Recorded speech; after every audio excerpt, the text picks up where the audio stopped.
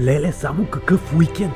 Левски печели, Лудогорец пада, Реал Мадрид спечели Ел Класико, Манчестър Юнайтед с трета поредна победа, Манчестър Сити пада, Ливърпул отново загуба. Само какъв уикенд! Има още много интересни неща. Гледайте видеото, за да не изпуснете нещо. Ще направим и една бърза класация за българския футбол, които неща не можете да видите никъде по света. Само тук, в България. А ще обсъдим и двата отменени гола на Реал Мадрид срещу Барселона. Да, нямаше засада на Килиан Мбапе. Всички видяхме. Да започваме.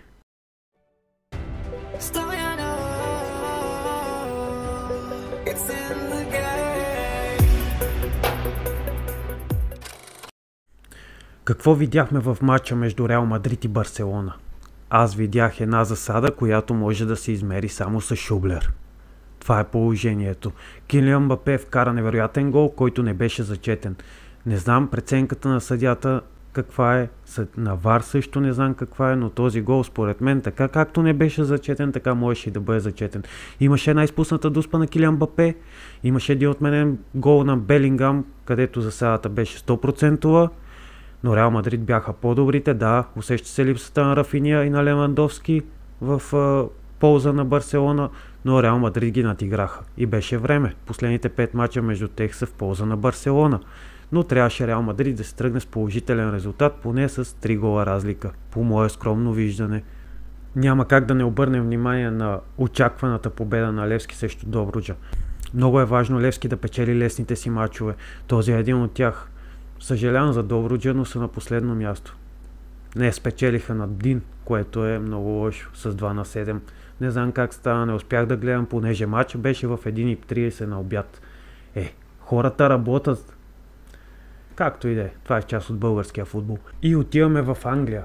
Там, където нещата никога не са реални.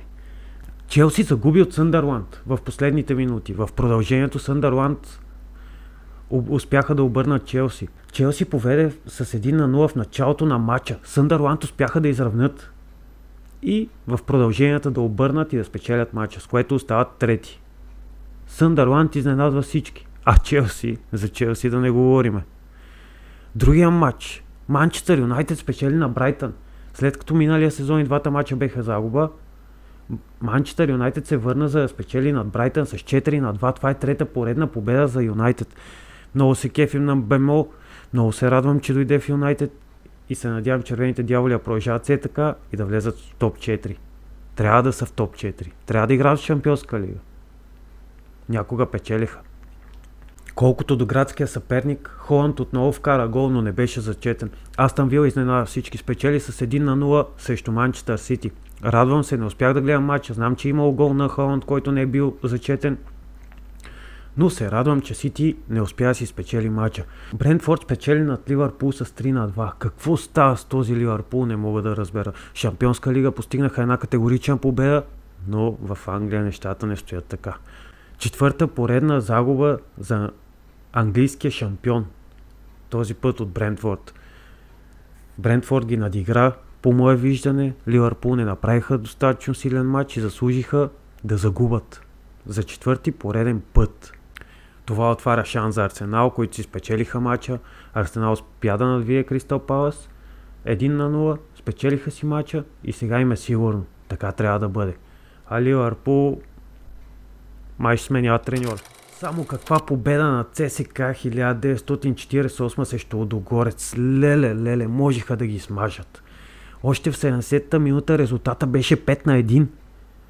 5-1 хора, 5-1 в полза на ЦСК 1948 срещу Лудогорец, срещу хегемона.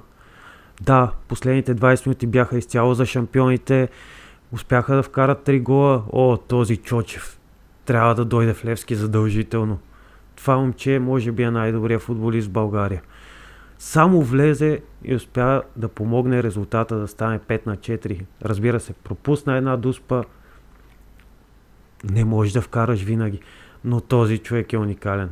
Възхищавам му се. И все пак ЦСК победи Лудогорец с 5-4. 9 гола в един матч. Леле. Ще смеят треньора, явно. За Лудогорец говоря. Това са най-интересните неща от футболните матчове. Нещата, които видях и за мен бяха изненада. Сега да поговорим малко за българския футбол. Този велик български футбол, който е невероятно сбъркан. Или нещо вътре поне е сбъркано. Аз не мога да повярвам, че съдята във ВАР буса залага. Човека залага. Той решава мача вече. Значи с неговия залог мача вече е в полза на един или на другия отбор. Аз така ги виждам нещата. Не мога. Това е неописуемо, хора. Как необяснимо. Как е възможно съдята във ВАР буса или там те казват, че не е съдя, ама аз съм сигурен, че той е съдя. И този човек да залага, да играе хазарт в момента на матч, в който матч той има думата. Това само тук го има. Боже. Тази ситуация доста време вече не мога да не обърна внимание. Това е една малка част от небивалиците, които се случват тука и водят до резултатите като този с Турция. Така ще бъде. Трябва да вземем мерки. И как е възможно треньорът ти да напуска, но ти да не го пускаш да си тръгва, официално обявявате, че се разделяте с него, а той остава. Да, това се случи в отбора на Добруджа. Не мога да повярвам. Още една от простотиите на българския футбол. Треньора обявява, че напуска клуба, подава си там молби са какво са за напускане и следващия матч отново той е треньор. Поздравления! Страхотен характер! И кога ще стигнем европейските терени? Ние още сме на терените, които са правени през 80-те години. Това не е малка част от българските отбори. Защо не се правят нови терени, на които да се играе и зрителите да се радват на обстановката? Аз това не мога да си го обясня. Има толкова много фенове в България, които подпомагат футбола. Аз знам, че един спорт, ако няма зрители, не може да съществува. Но в България има толкова много зрители на футбола и фенове, и привърженици, както искате го наричайте, и в крайна сметка клубовете пак не могат да си позволят да излезнат от тая яма с борчове, заеми и не знам си какво там, и дългове към държавата. Така му ли за нов терен? На какво се дължи това? Ако можете ми обяснете. Ако видеото ви хареса, коментирайте, абонирайте се, споделяйте, харесвайте всичко как си му е реда, за да мога да правя повече такива видеа. Някои по-качествени, други с по-ниско качество. Обичам да правя прогнози. Въпреки че последния път прогнозите ми за Висшата лига още не бяха добри. Ама, Челси пада от Съндърланд. Сити пада от Астън Вила. Как да са добри? Аз не мога да повярвам. Чао, до нови срещи.